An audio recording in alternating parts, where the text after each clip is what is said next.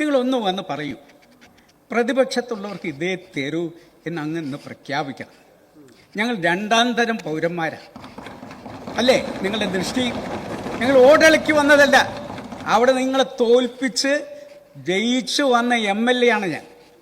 Sir, അവിടെയുള്ള തൊട്ടടുത്ത അയൽവാസിക്ക് കൊടുക്കുന്ന ഒന്നും എനിക്ക് തരില്ല എന്ന് പറഞ്ഞു കഴിഞ്ഞാൽ അംഗീകരിക്കാൻ പറ്റില്ല സർ. ഞാനത് അങ്ങയുടെ മുന്നിൽ വന്ന് ഞാൻ ഇരിക്കാൻ തീരുമാനിച്ചിരിക്കുക സർ.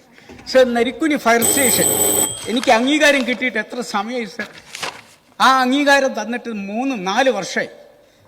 ഇവിടെ മുഖ്യമന്ത്രി എനിക്ക് അഷുറൻസ് തന്നാണ്. നിങ്ങൾ അത് 5 ഫയർ സ്റ്റേഷനിൽ 2 മതിയെന്ന് തീരുമാനിച്ചു, അല്ല 4 മതിയെന്ന് തീരുമാനിച്ചു. ആ 4 മറ്റുള്ളവർക്ക് കൊടുത്ത് അവരൊക്കെ പോസ്റ്റർ ഇറക്കുമ്പോൾ ഞാൻ അവിടെ വായി തുറന്നിരിക്കുക സർ. ഞങ്ങളവിടെ ഭൂമി വേണമെന്ന് പറഞ്ഞ് ഭൂമി കൊടുത്തു സർ. സർ, എൻ്റെ താമരശ്ശേരി താലൂക്ക് ആശുപത്രി മുഖ്യമന്ത്രി തീരുമാനിച്ചതാണ് ഈ ബഡ്ജറ്റിൽ കൊണ്ടുവരണമെന്ന്. അതനുസരിച്ച് ചീഫ് സെക്രട്ടറിയും അതുപോലെ തന്നെ ഹെൽത്ത് സെക്രട്ടറിയും ഒക്കെ എഴുതി അങ്ങേക്ക് തന്നു. അങ്ങ് പറഞ്ഞത് പണ്ട് നബാർഡിലുള്ളതുകൊണ്ട് ഇനിയിപ്പോൾ ആ നബാർഡ് എങ്ങനെ പോയി എന്നുള്ളതിൻ്റെ വിവരം എനിക്ക് തരണമെന്നാണ്.